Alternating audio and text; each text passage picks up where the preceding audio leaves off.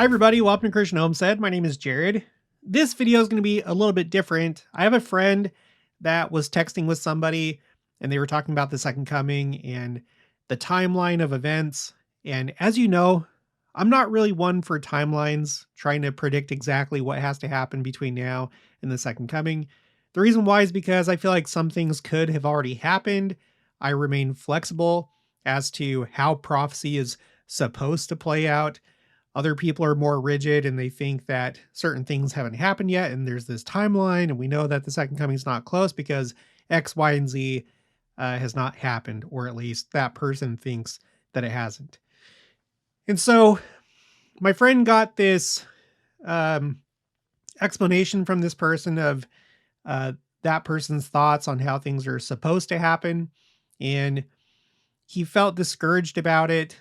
And I know that this is happening not just with my friend, but many people throughout the church, because you have people trying to figure out these things, and sometimes they get really into their theories, and I think that we should study the second coming, but I think that we need to read the scriptures, but also read the words of modern day prophets. They all go together.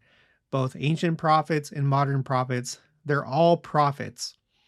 President Oaks is just as much of a prophet as Isaiah, Jeremiah, Malachi.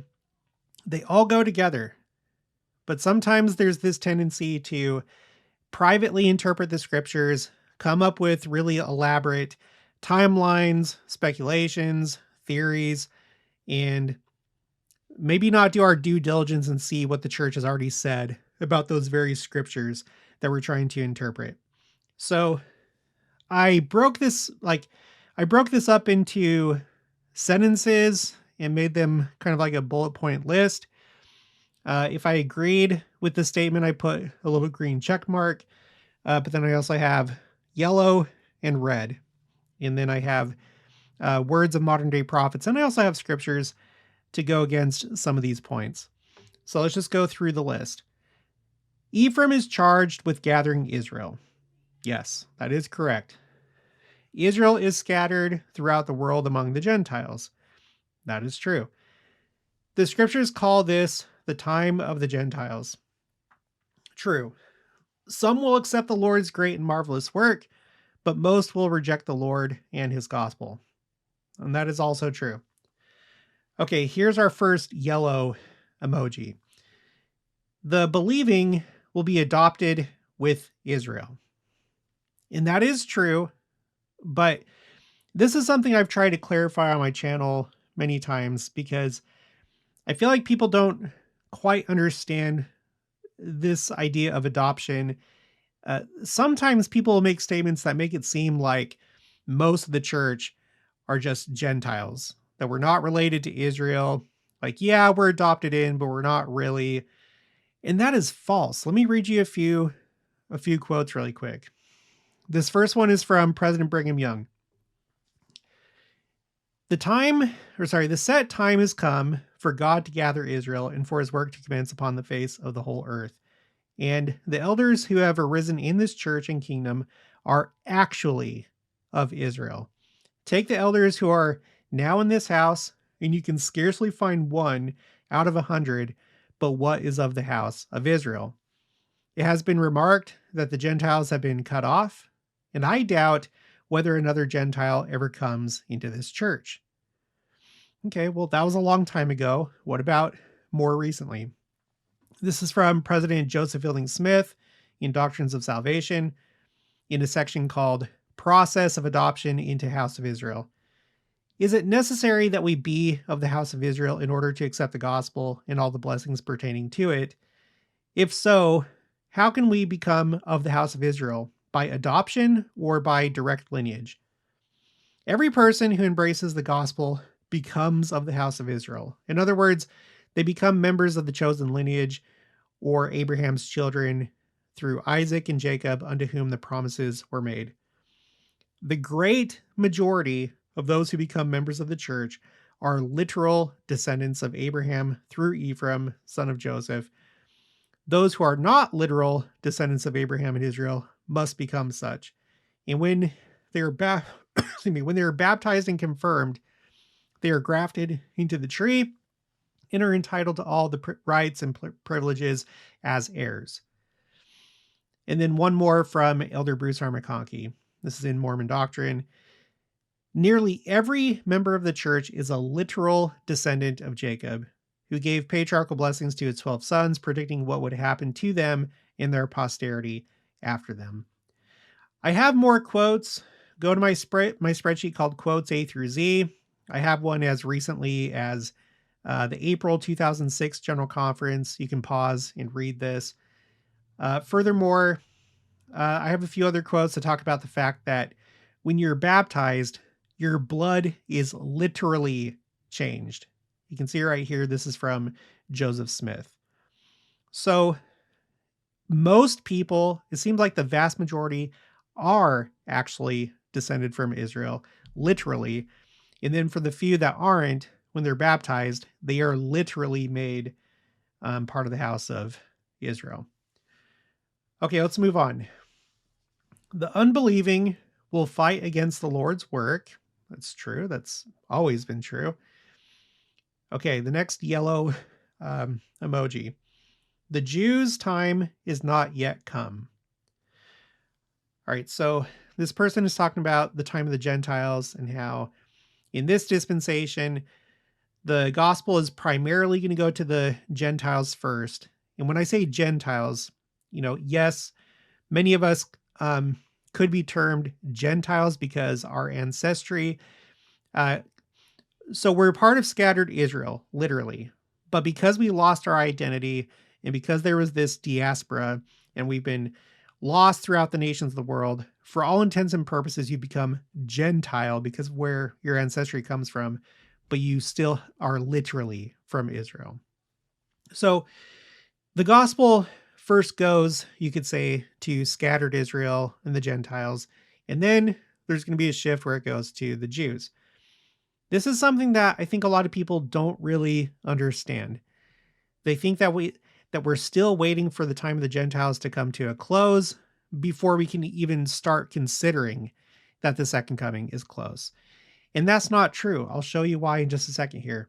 I have a playlist dedicated to this called Time of the Gentiles.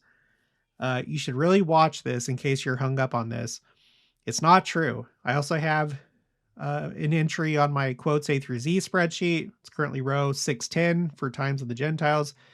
But in this video, I'm just going to read just a few quotes. The first one is from Joseph Fielding Smith. This is Doctrines of Salvation. He says, Jews to begin to believe before second coming. Not many of the Jews, I take it from my reading of the scriptures, will believe in Christ before he comes. The Book of Mormon tells us that they shall begin to believe in him. They are now beginning to believe in him. Then I'm going to skip down. But in the main, they will gather to Jerusalem in their unbelief. The gospel will be preached to them. Some of them will believe. Not all of the Gentiles have believed when the gospel has been proclaimed to them, but the great body of the Jews who are there assembled will not receive Christ as their Redeemer until he comes himself and makes himself manifest unto them. Okay, then we have President Brigham Young, Journal of Discourses. Jerusalem is not to be redeemed by our going there and preaching to the inhabitants. It will be redeemed by the high hand of the Almighty. That's why on my playlist for Times of the Gentiles, I have this picture that I selected. It's an AI generated image, of course. I don't think this would ever happen in reality, but it's because I think some people think that this is what the time of the Jews is going to look like. Like we're going to have missionaries there, preaching to like Orthodox Jews, which I don't think that would go over very well. But doing like proselytizing in the street and street contacts, going door to door and missionary work like it's done right now throughout the world. Brigham Young says that's not going to happen. He continues, Jerusalem, this is after, I'm skipping a big part here, but Jerusalem is not to be redeemed by the soft, still voice of the preacher of the gospel of peace. Why? Because they were once the blessed of the Lord, the chosen of the Lord, the promised seed. They were the people from among whom should spring the Messiah, and salvation could be found only through that tribe. The Messiah came through them, and they killed him. And they will be the last of all the seed of Abraham to have the privilege of receiving the new and everlasting covenant. You may hand out to them gold, you may feed them and clothe them, but it is impossible to convert the Jews until the Lord Almighty does it. Okay? Until Christ comes, when he comes to the Mount of Olives. Okay, and then one more. This is from President Ezra Taft Benson. This is a BYU devotional, April 14th, 1981. We will know when the times of the Gentiles are approaching fulfillment by these signs. And in that day shall be heard of wars and rumors of wars, and the whole earth shall be in commotion, and men's hearts shall fail them, and they shall say that Christ delayeth his coming until the end of the earth. And I feel like people that hold on to this idea that the times of the Gentiles isn't even close to being fulfilled, I feel like this is what they're doing. They're delaying his coming until the end of the earth, coming up with all these reasons why the second coming cannot be soon. And the love of man shall wax cold, and iniquity shall abound. And again, this gospel of the kingdom shall be preached in all the world for a witness unto all nations. And then shall come the end and the destruction of the wicked. And then Ezra Taft Benson says, are we not witnessing the fulfillment of these signs today? And this is in context of the times of the Gentiles. So going back to the original statement, the person says, the Jews' time is not yet come. Right. It's not going to come until Christ comes at the second coming, when he comes to them and sets foot on the Mount of Olives. And remember what the Book of Mormon said, and what President Joseph Fielding Smith said, that the Jews will begin to believe. Again, we have Jews that have joined our church already. So that's enough, in my opinion. But on top of that, I have, let's see, on my spreadsheet called Timeline Second Coming, I have these columns right here that are titled Event. And if you look at column N, it's taken up by Messianic Jewish Movement. So I know I've said this a million times on my channel, but there's always new people that are subscribing and watching. You can take this back, the Messianic Jewish Movement. These are Jews that have retained their Jewish identity. They still want to be seen as Jews, but Jews that have accepted Christ as the Messiah. And they are Christians. I think they kind of have their own type of doctrine. They kind of resemble evangelicals a little bit from what I've seen. Around right here, the 1960s and before, it was known as the Hebrew Christian movement. So there was a little bit of a rebranding. But what's interesting is that the Hebrew Christian movement, from what I've studied, it seems to have essentially started in 1809. That was 11 years before the first vision, with the London Society for promoting Christianity amongst the Jews. And then in 1813, which was only 7 years before the first vision, you have the first identifiable congregation made up exclusively of Jews who had converted to Christianity, called Beni Abraham, established in the UK. So it's interesting that this movement, this group of Jews that have converted to Christianity and retain their identity as Jews, it started about the same time as the Restoration in this last dispensation. It's like it's been going in parallel with the history of the church. So I would definitely say that the Jews are beginning to believe, and the big event is when Christ himself comes to them in Jerusalem on the Mount of Olives. So I'm not waiting for that. All right, moving on. Christian persecutions will increase to the point that the Lord will have to intervene. I, I mean, I don't know. I don't know where that comes from. It seems clear that, yeah, persecution will increase as we get closer to the second coming, but there's not a reference for that. At least this person didn't include their reference, so I don't know what they're talking about.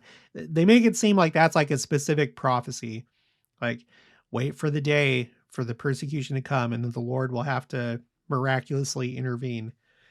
I feel like that's the way in which that's being said. Okay, and then missionaries will be called home, and the righteous who desire safety will need to hurry to the Americas. So, everybody in my audience, all of you that are outside the United States, pay attention because you're going to have to figure out your way to get to America. This is, oh, for heaven's sake.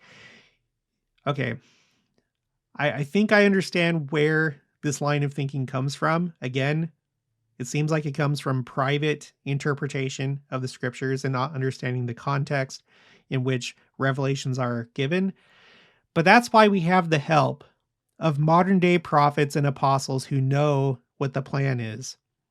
They're the ones that are running the church under the direction of Christ himself. So let's listen to one of them.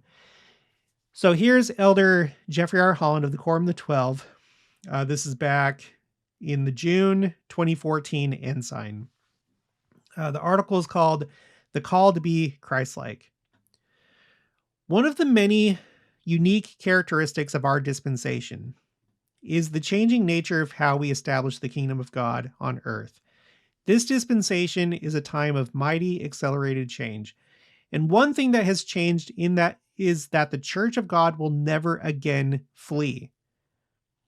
It will never again leave Ur in order to leave Haran, in order to leave Canaan, in order to leave Jerusalem, in order to leave England, in order to leave Kirtland, in order to leave Nauvoo, in order to go who knows where.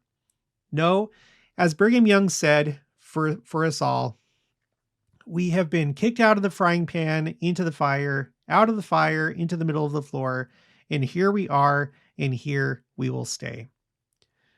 Of course, that statement became a statement for members of the church all over the world. All over the world. In these last days, in our dispensation, we have become mature enough to stop running. We have become mature enough to plant our feet and our families and our foundations in every nation, kindred, tongue, and people permanently. Zion is everywhere. Zion is everywhere, wherever the church is. And with that change, we no longer think of Zion as where we are going to live. We think of it as how we are going to live. So you can't get much more clear than that.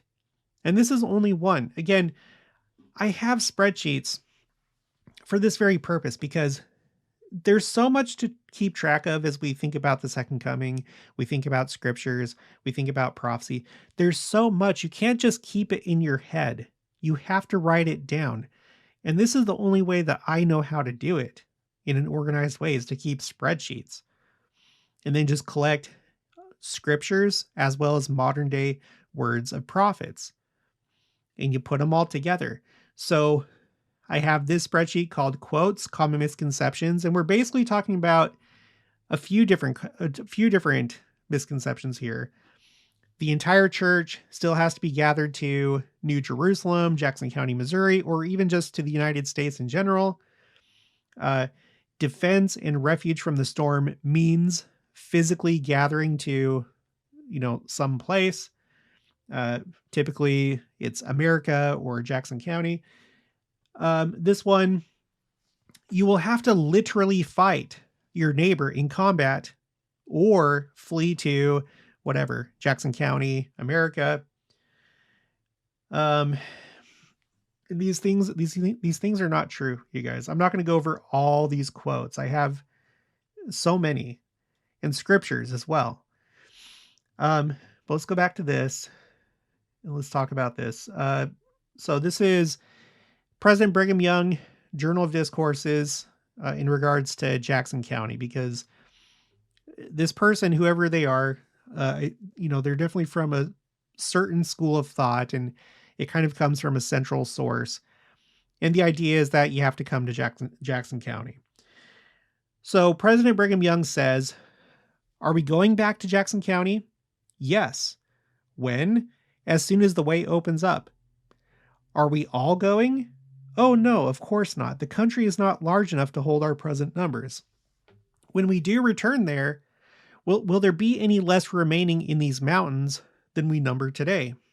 No. There may be 100 then for every single one that there is now. So, I mean, there you go. I don't think that Utah is going to get any smaller.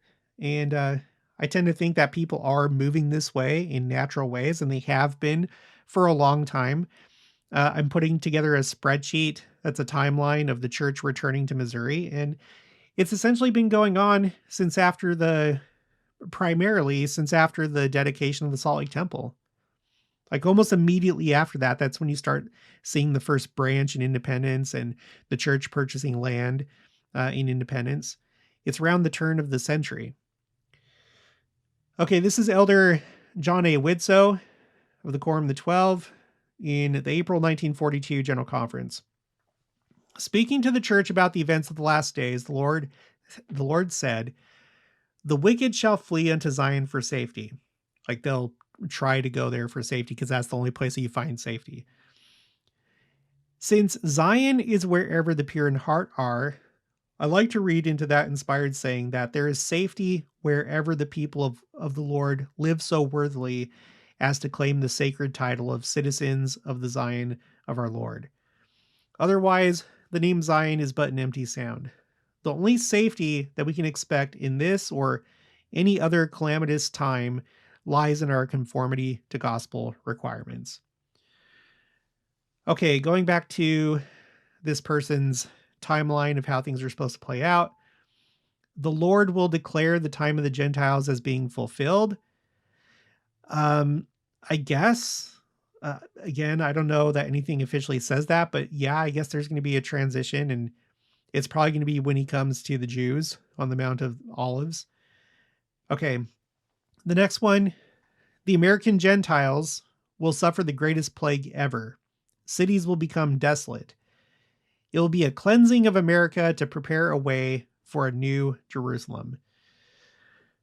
Oh gosh, here we go. So this idea of America needing to be cleansed, and when I say cleansed, like destroyed, because it seems like anytime I hear this, it's in the context of like great destruction. The United States literally has to be destroyed. Missouri, Jackson County literally has to be destroyed. And it usually comes from, let's see. I have on my quotes A through Z spreadsheet, what's currently row 28, America, cleansing of, destruction of, etc. I have a number of quotes. I also have a spreadsheet called quotes, prophecy, false / unverified, because people that think in this kind of way, they usually gravitate toward these unverified or just flat out false prophecies that get circulated on message boards, Facebook groups, YouTube, and things like that, under the radar. Like that's where the real stuff is. And it's exciting. It gets your dopamine flowing. And I think for some people, that's really what it's about. But I have a spreadsheet trying to track down these different supposed prophecies and if they're true or not. One of them is Vision of the Destruction of America by Anonymous, but people will say that it was John Taylor, Joseph Fielding Smith, and other people. It's already been identified by both Joseph F. Smith and Joseph Fielding Smith that this is a false prophecy. President Wilford Woodruff, when he was working in the church historian office, he came across this mysterious document and he's like, oh, this looks like a prophecy. So he wrote it down in his journal. And unfortunately, it's still there today because it's been, documented and scanned. It's on the Wilford Woodruff's the Wilford Woodruff Papers website. But people come across this and think that it's a valid prophecy. even though we have a couple presidents of the church that have said that it's not. There's also the supposed yellow dog prophecy, which it wasn't unclear until more recent times that it was a misunderstanding of a prophecy given by Joseph Smith about Jackson County and how Jackson County would pay for how it treated the saints. In the form, he didn't say it was going to be the Civil War, but it came in the form of the Civil War. I live in Independence, Missouri now. I did this video called Coming to Missouri Very Soon, Swept Clean, where I walked from one Civil War historical marker to another that's around the temple lot. So, and I don't know how many there are. There's 3 that I know of. There's this one that's over by the railroad. And then you can walk over to, let's see, the Community of Christ Temple. And here's another one. And then on my other channel called Explore Church Sites, this is in the historic downtown Independence area. Here's another one, Second Battle of Independence. I've gone over to the Flournoy house, which is across from the temple lot. This is the home in which the temple lot was purchased from Flournoy. He owned the property that the temple lot is on. And his house is riddled with these bullet holes from a Civil War battle. And it's well known that there was great destruction in Jackson County as a result of the Civil War. And undoubtedly, many of the people that fell victim to that were some of the same people that drove out the Saints back in 1833. Okay, so, but people, you know, they gravitate toward the spectacular, the unverified, and then, you know, you can take a look at this if you want. There's other ones too. The Coming of the Great White Chief, George Albert Smith's vision of World War III, and others. Okay. So let's go back to this. The American Gentiles will suffer the greatest plague ever. What? Okay. I don't know where that comes from.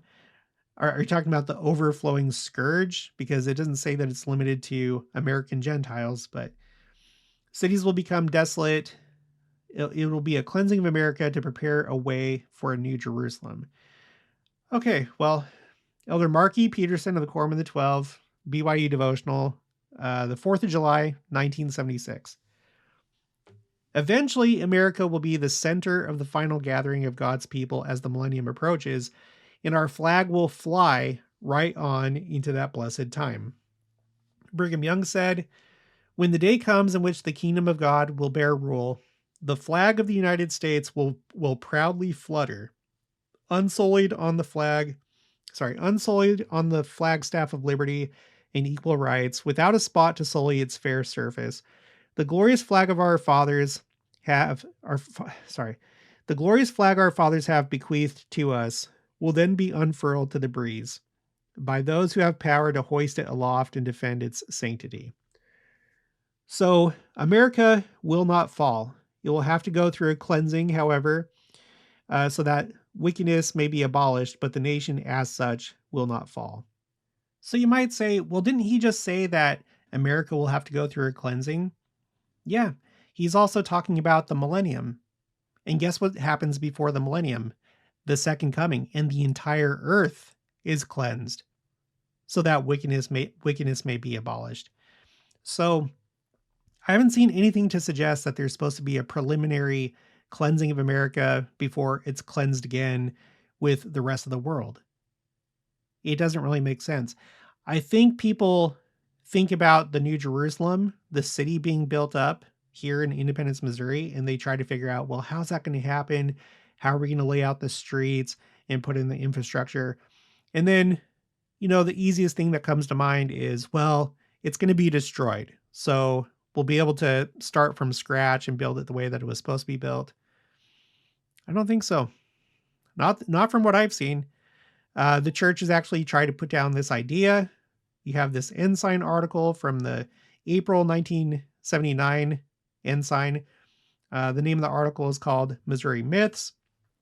But in that particular issue, the whole theme of that issue was about Missouri. But they had this article. This is written by Graham Doxey, first counselor in the Young Men General Presidency and former president of the Missouri Independence Mission. I've noticed in my studies that anyone that has been like mission president of the Missouri Independence Mission, maybe not so much now, but it could still be the case.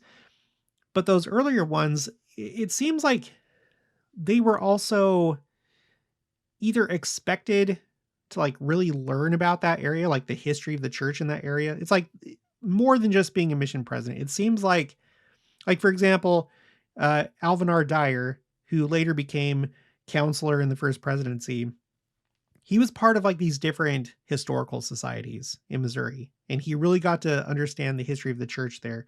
And I think it's the same with Graham Doxey. But anyway, he was asked to, write this article, and he goes through these 3 myths. And myth number 3 is, but won't there be immense destructions in Missouri preceding the second coming, so extensive that not a yellow dog will be left to wag his tail? And then he goes into the whole Civil War thing that we were just talking about. Okay, the next thing on this timeline is, that said, as the 10 tribes return, they will inhabit the desolate cities. Okay, so now we're starting to mix in the 10 lost tribes. If you've been watching my channel, you know that I'm not in the school of thought that there is a main group or a hidden group of any size, multiple groups, one group, North Pole, outer space, hollow earth, another dimension, the moon, whatever. And it's not because of me trying to interpret the scriptures. It's reading the scriptures, yes, but also reading what modern day prophets and apostles have said. And they have said that they're not in a main group. That used to be. So if you look at these red colors right here, I've colored these cells red to go along with any quote that goes against the idea that the 10 tribes are in a hidden group of any size, main body, multiple bodies, doesn't matter. Okay. The one that spoke the clearest about it was Elder Bruce R. McConkie. I'll just read this. This is a new witness for the Articles of Faith, page 520. There's something mysterious and fascinating about believing the 10 tribes are behind an iceberg somewhere in the land of the north, or that they are on some distant planet that will one day join itself with the earth, or that the tribe of Dan is in Denmark, the tribe of Reuben in Russia, and so forth. A common cliche asserts, if we knew where the lost tribes were, they would not be lost. True it is that they are lost to the knowledge of the world. They are not seen and recognized as the kingdom they once were, but in general terms, their whereabouts is known. They are scattered in all the nations of the earth, primarily in the nations north of the lands of their first inheritance. Now, I have taken into account all the quotes I've been able to find about the 10 lost tribes and the scriptures. Here's one that's in green, as recent as 1967. But ever since 1967, you don't see any other supporting statements for the 10 lost tribes. You go back in time, and the belief was that there was a main group that was hidden somewhere, or multiple groups, or however you want to think about it. Although there are a couple quotes that I have that also go against the idea. But it definitely seems like there was a shift. Okay. That there was a shift after 1967. So that's why. Let's read one from Dallin H. Oaks, because people will say, well, how are they going to bring us their scriptures if they aren't in a main group? Do they still have to be alive? Like, do they still have to be a coherent group? Couldn't it be that they were a group for a long time?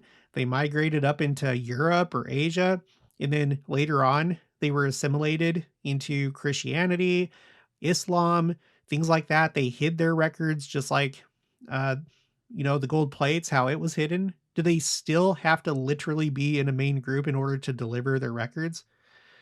Well, look what at the time Elder Dallin H. Oaks said in the April 2006 General Conference in a talk called All Men Everywhere. He says, this will include accounts of the visit of the resurrected Lord to what we call the lost tribes of Israel and his revelations to all the seed of Abraham. The finding of the Dead Sea Scrolls shows one way this can occur. So why would he say that if it's well known that, yes, they're still a main group, they're in outer space, they're on a separate piece of land that's been removed from the earth? Why would he say that? He wouldn't say that this is one way it could occur, because it's known that no, it will not occur like that. There's going to be a group that's going to come and then meet with the first presidency and then present their scriptures in a box or on a pillow or whatever, maybe on a thumb drive. I don't know. So, and there's more, but we're just going to move on. That's why I have this one in red. In yellow, some of them will assist in establishing the New Jerusalem. I mean, everybody's going to be involved. I just recently talked about this, how I did a video about Polynesians, how they are recognized as having been descended from Hagoth, who was a Nephite. You have a bunch of them that are here in Independence.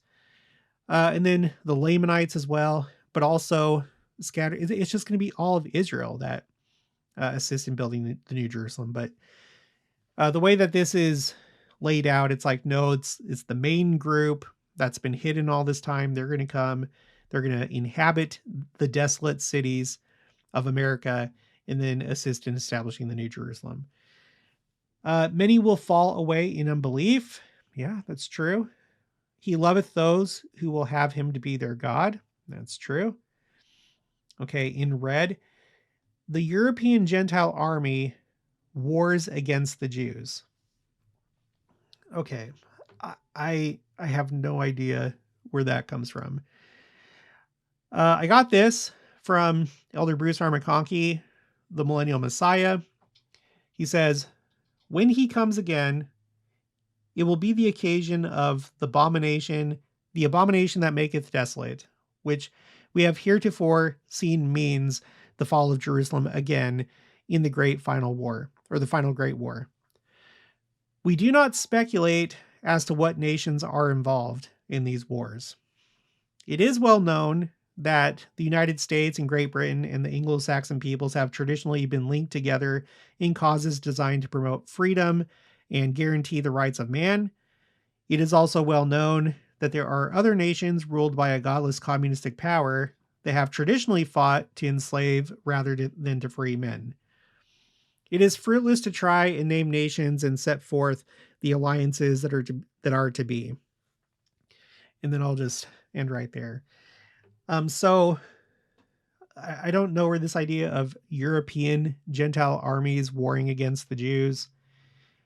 I guess you could say that they are, like a lot of European nations are hostile toward Israel. So that's true. Many in the West have been against Israel, the country, and I guess also the religion. Okay, the next point, they also encounter a contingent of the 10 tribes and are divinely protected. The return of the 10 tribes is an organized return, not all at once, but with great order. No, you know what? There is one more thing I want to read. Let's go to what Sister Nelson said. Oh, I haven't updated the format of this. This is during the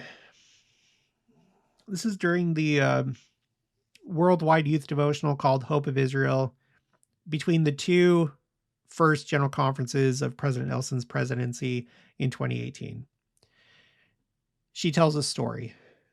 We often talk about living in the latter days. We are, after all, Latter-day Saints, but perhaps these days are more latter than we have ever imagined. This truth became a reality for me because of what I experienced during one 24-hour period of time that commenced on June 15th, 2013. My husband and I were in Moscow, Russia.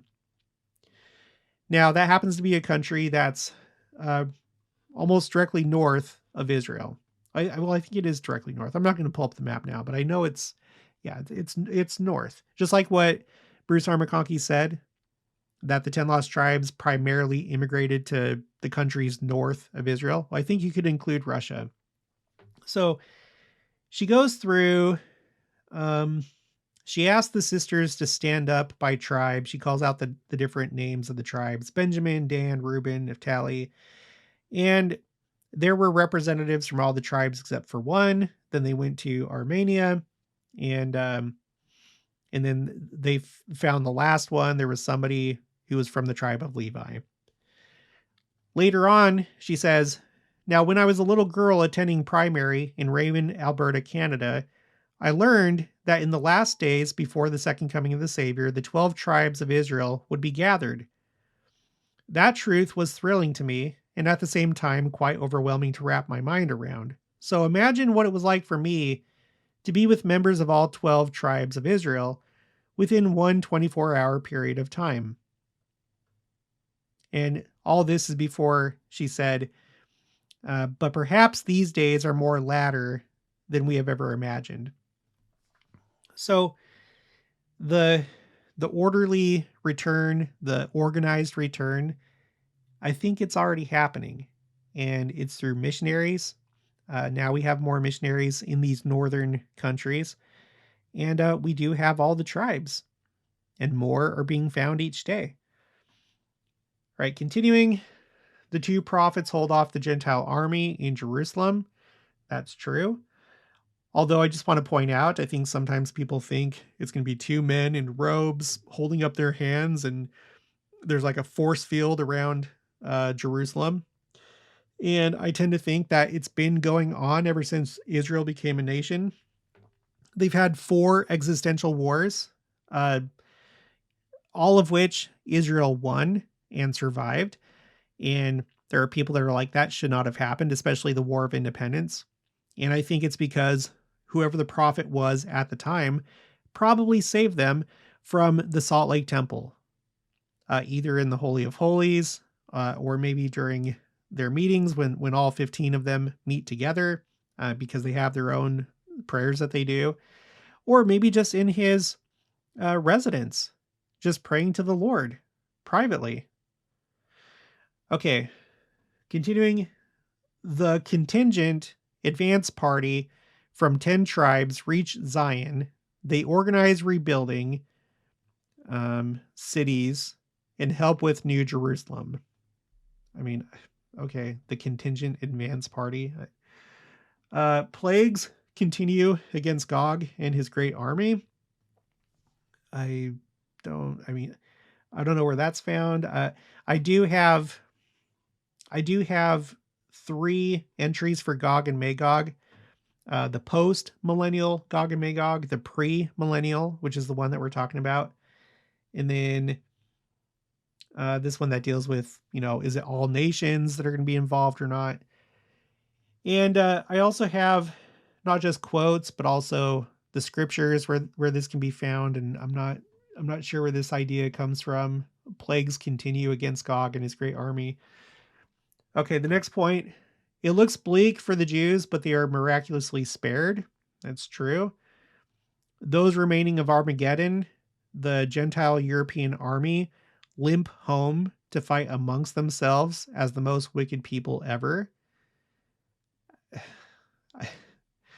I don't know where that idea comes from.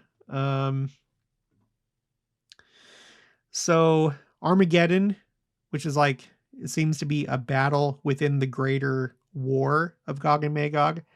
It's mentioned in the book of Revelation. I looked it up before doing this video. I didn't see anything about that. You do have in Ezekiel 38, toward the end, it talks about essentially the war coming to an end. There shall be a great shaking in the land of Israel, and It essentially talks about the great earthquake, right? And then it says, let's see, and I will call for a sword against him throughout all my mountains, saith the Lord God. Every man's sword shall be against his brother. So maybe that's what this person is talking about, is verse 21.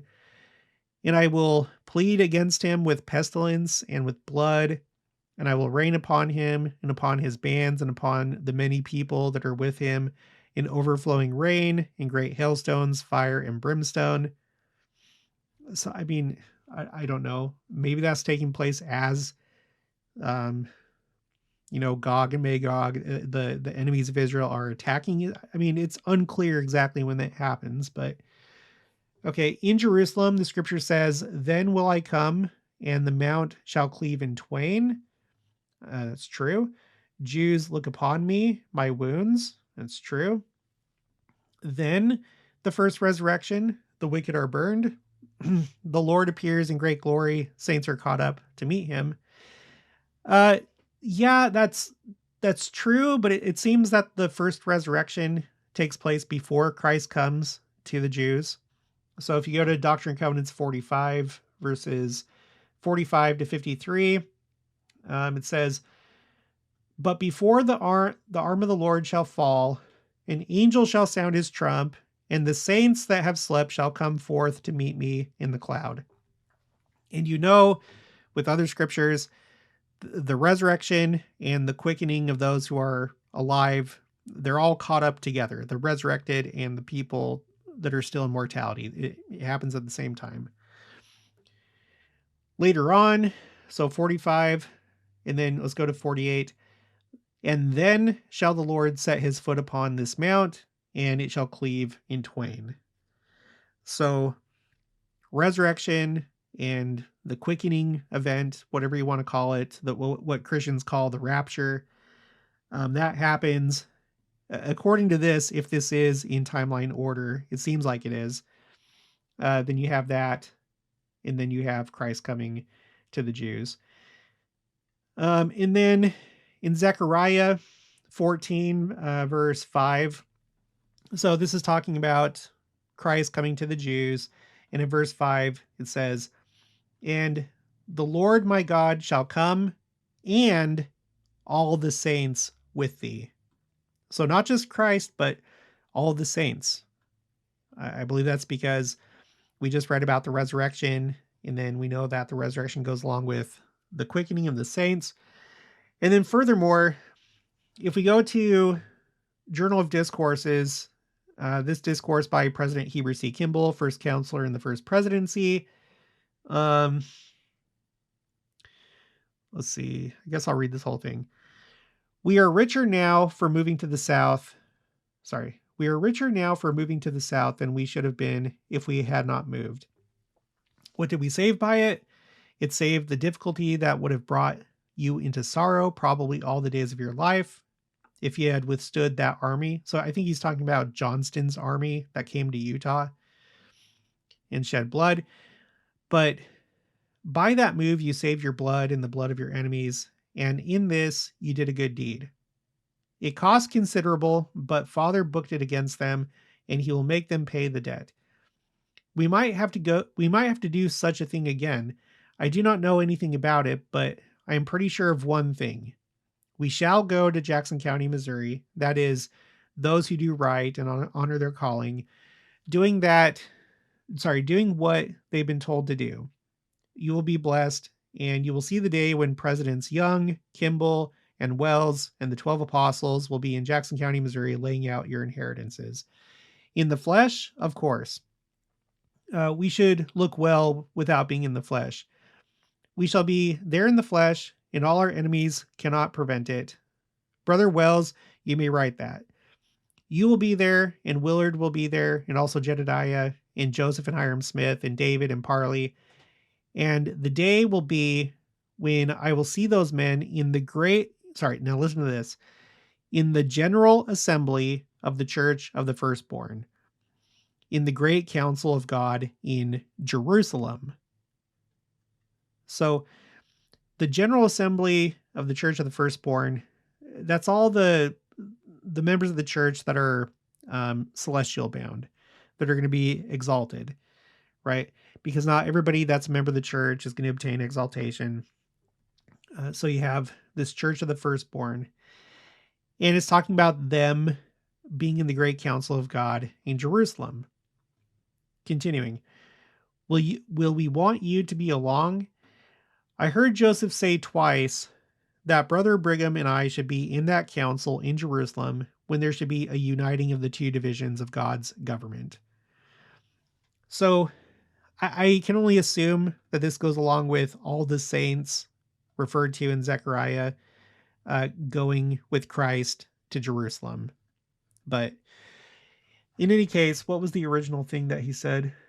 Then the first resurrection, the wicked are burned. The Lord appears in great glory. Saints are caught up to meet him. So that's just I could do more on this, but it's not really the point of this video. But just trust me, it seems that the resurrection takes place first before Christ goes to the Jews in Jerusalem. And then the last two bullet points, Satan is bound. Yeah, that's correct, because in the millennium, he's going to be bound. And then the Lord shall be in their midst, their king. That's correct. So I don't know. I hope that this was helpful. I know that some of you think this way along the same lines as what this person said, because like I said, it comes from a central source and it's a certain school of thought. But I hope you'll consider all these things that I shared, and I haven't shared everything. If you want more, just go to my spreadsheets. The link is in the description box of each video, and I'm doing the best that I can to find everything I can. I do not have a certain agenda. I just take whatever has been said, and then I have to go with the most recent statements or what's been said the most. So if you only have one person that said something, but everybody else is saying something different, I'm going to go with what everybody else said. And when I say everybody else, I'm talking about prophets and apostles and general authorities.